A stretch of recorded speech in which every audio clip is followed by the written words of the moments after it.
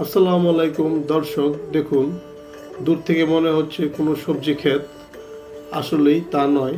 এটি একটি super food পেরিলা। পেরিলার গাছের অনেক গুণাগুণ আছে, যেটা বলে শেষ করা যাবে না। এটাকে সুপার ফুড বলা হয়।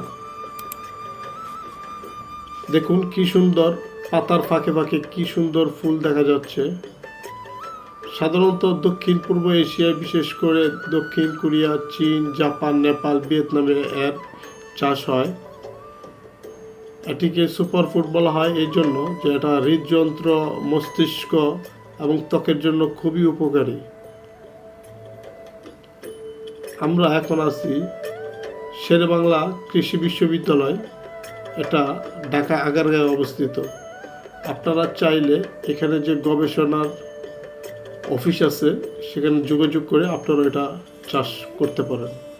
ভিডিওটা দেখার জন্য ধন্যবাদ।